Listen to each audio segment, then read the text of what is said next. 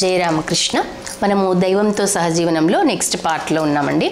మీ అందరికీ నచ్చుతుందని అనుకుంటున్నాను. ఎందుకంటే వాళ్ళందరూ కూడా ఈ మన కలియుగంలోనే జీవించి సాధనలు చేసి వాళ్ళంతా భగవంతుని సాక్షాత్కారాన్ని పొందినటువంటి వరిష్ఠ సాధువులు కాబట్టి వాళ్ళ జీవితం తప్పకుండా మనల్ని ఇన్స్పైర్ చేస్తుందని నమ్ముతున్నాం. శ్రీరామకృష్ణుల మార్గదర్శకత్వంలో రాకాల్ తీవ్ర ఆధ్యాత్మిక సాధనలు చేయడం ప్రారంభించాడు. రాత్రింబవళ్ళు ఆకలి దప్పులు కుటుంబము మర్చాడు. గురుదేవులు తన ఆధ్యాత్మిక పుత్రునికి ఆసనాలు, ముద్రలు, జపం, ధ్యానం, యోగం వంటి వివిధ సాధనలు నేర్పసాగారు. కాబట్టి శిష్యుడికి ఇంట్రెస్ట్ ఉంటేనే దాన్ని బట్టి వాళ్ళ వినయాన్ని బట్టి వాళ్ళ విధేయతను బట్టి వాళ్ళు ఎలా ప్రశ్నిస్తున్నారు. ప్రశ్న పరిప్రశ్న అని రెండు ఉంటాయండి. ప్రశ్న అంటే ఊరికి ఏదో అడిగేయడం, ఏది పడితే అది నోటికి వచ్చింది అడిగేస్తూ ఉంటారు. కలియుగంలో చాలామంది కొంతమంది యూత్ కానీ అలా ఎలా ఉంటారంటే భగవంతుడు ఉన్నాడా క్యాజువల్గా అడిగేస్తారు. చాలా పెద్ద క్వశ్చన్ అది యాక్చువల్గా, కానీ క్యాజువల్గా అడిగేస్తారనమాట. మేమేదో చాలా ఫ్యాషన్ అది అడగడము అనుకున్నట్టుగా అడుగుతారు. కానీ పరిప్రశ్న అంటే ఏంటి అంటే చాలా శ్రద్ధతో చెప్పే వ్యక్తి మీద, ఆ గురువుగారి మీద ఒక మంచి నమ్మకంతో అడగటం అనమాట. అడిగి దాన్ని జీవితంలో ఇంప్లిమెంట్ చేసుకోవాలి, నేను తెలుసుకోవాలి అనే ఉద్దేశంతో అడిగితే దాన్ని పరిప్రశ్న అంటారు. కాబట్టి ఈయన కూడా అలా మంచి ఇదిగా ఉన్నాడు కాబట్టి ఈయనకు అన్నీ నేర్పించాడు. జపం ఎలా చేయాలి, ధ్యానము ఎలా చేయాలి.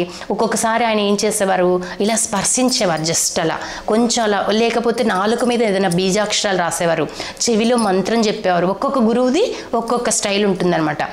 ఆ గురువు యొక్క శక్తిని అలా శక్తిపాతం చేస్తారు శిష్యులకి, వాళ్ళకి నచ్చితే గనక. కాబట్టి అంత విశ్వాసానికి మనం పాత్రలం అవ్వాలి. అంత సాధన చేస్తేనే వాళ్ళు ఆ స్థితికి దిగి వచ్చి వాళ్ళ యొక్క శక్తిని ప్రసారం చేస్తారు. ఇదంతా నిజమా అంటే ఇప్పుడు మనంతా మన బాడీ అంతా ఒక శ్రీచక్రం అని అనుకోమంటారు కదా లలిత సాధనలో కూడా. మనకు షట్చక్రాలు అవన్నీ ఉంటాయి కదా మన బాడీలో. కాబట్టి మన బాడీ ఎప్పుడైతే సాధనలు చేస్తుంటుందో విశ్వం నుంచి శక్తిని గ్రహిస్తాం. శక్తిని గ్రహించి మన చుట్టూ ఒక ఆరా ఏర్పడుతుంది. ఇప్పుడు మనము భగవంతుని ఫోటోలకు కానీ అలా చూసినప్పుడు చుట్టూ ఒక సైకిల్ ఉంటుంది చూసారా, తల చుట్టూ, అది ఆరా అనమాట. అట్లా ప్రతి ఒక్క మనిషికి ఒక ఆరా ఉంటుంది. వాళ్ళు చేసే సాధనని బట్టి, వాళ్ళు నడుచుకునే ధర్మ మార్గాన్ని బట్టి ఉంటుంది. కాబట్టి అప్పుడు మనం ఏం చేయాలి, సాధనలు చేస్తూ ఉంటే మనము వేరే వాళ్ళ కష్టానికి స్పందించగలం అనమాట. వాళ్ళకి మనం కొంచెం ఎనర్జీని ఇవ్వగలుగుతాము.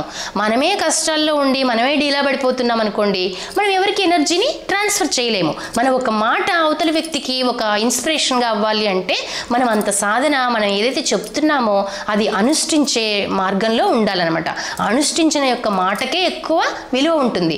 ఆ మాట వల్లే ప్రజలు ఇన్స్పైర్ అవుతారు. వాళ్ళు కూడా అరే వీళ్ళు చేసి చూపించారు, మేం చేసి చూపించాలి అనుకుంటారనమాట. కాబట్టి వీళ్ళందరూ అనుష్ఠించినటువంటి వరిష్ఠ వరేణ్యులు అనమాట వీళ్ళందరూ కూడా.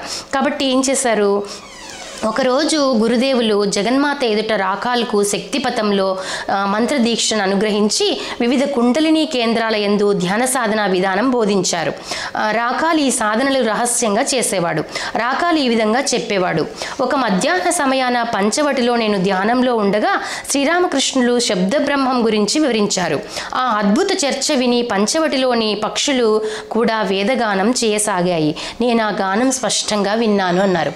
కాబట్టి రామకృష్ణ వారు ఈయనకి ఇదంతా చెప్తూ ఉంటే ఇలాంటి విషయాలన్నీ మీరు చూడండి. ఎప్పుడైనా మన ఇంట్లో ఏవైనా జీవులు, కుక్కలు కానీ చుట్టుపక్కల ఏవైనా పక్షులు కానీ అలా ఉంటే అవి కూడా అలా తల ఊపుతూ వింటుంటాయి. ఒకసారి మా ఇంట్లో ఒక చిన్న కుక్క పిల్లకి మేము హనుమాన్ చాలీసా వినిపిస్తే కూడా ప్రశాంతంగా పడుకుని వినిందనమాట. వాటికి కూడా ఉంటుంది, అన్నీ కూడా ఆత్మస్వరూపులే కదా.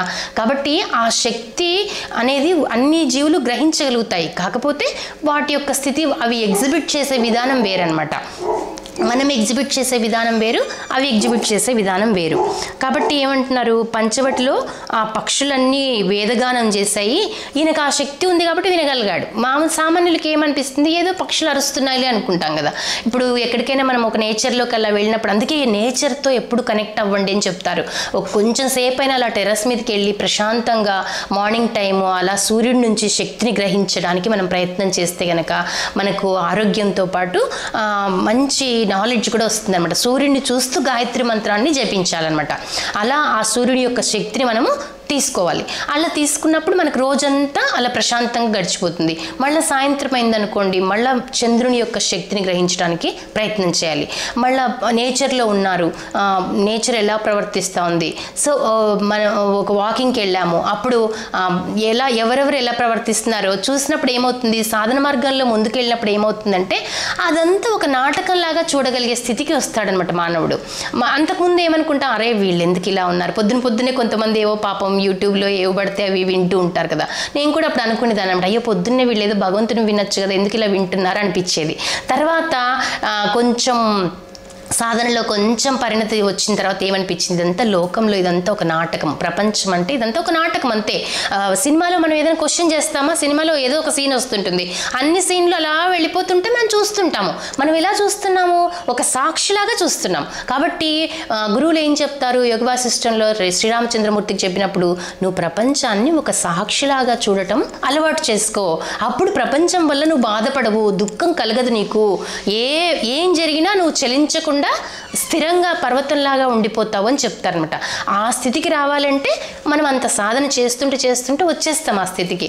కాబట్టి ఎవరిని మనం కామెంట్ చేయము, ఎవరు ఎందుకు ఇలా ఉన్నారు అని ఆలోచించము, వాళ్ళని సరిచేయాలి అని అనుకోము. ముఖ్యంగా అంతకుముందు నేను అనుకునేదాన్ని, అబ్బా ఎంత రెస్ట్లెస్గా ఉన్నారు వీళ్ళు, ప్రజలందరూ ఇలా నేను ఏదో చేసేసేయాలి, ప్రపంచాన్ని ఉద్ధరించేసేయాలి అని అనుకుంటుంటే మాకు కొంతమంది గురువులు చెప్పారనమాట, అమ్మ నువ్వు సాధన చేయి చాలు, ప్రపంచాన్ని నువ్వు ఉద్ధరించలేవు, ముందు నీ సాధన నువ్వు చూసుకో, ప్రపంచం కుక్కతోకలాగా వంకరగా ఉంటుంది. వివేకానంద స్వామి చెప్పింది కూడా అదే అనమాట, ప్రపంచం కుక్కతోకలాగా వంకరగా ఉంటుంది, ప్రపంచం అనేది ఒక వ్యాయామశాల వంటిది, మనం ఇక్కడికి ఎందుకు వచ్చాము అంటే ఆ ప్రపంచాన్ని ఉద్ధరించే క్రమంలో మనల్ని మనం ఉద్ధరించుకుంటాము అని చెప్పారు ఆయన. కాబట్టి అదే జరిగింది నా జీవితంలో కూడా. నేను ఎన్నో స్కూల్స్లో కాలేజెస్లో చెప్పడానికి వెళ్ళి అక్కడ అంత సేవలు చేస్తూ కాకపోతే అదంతా ఒక భగవంతుని ఆరాధన, నేను స్వామీజీకి నేను ఇస్తున్నటువంటి నివాళి అని అనుకుని చేశాను కాబట్టి ఆ శక్తి వచ్చిందనమాట.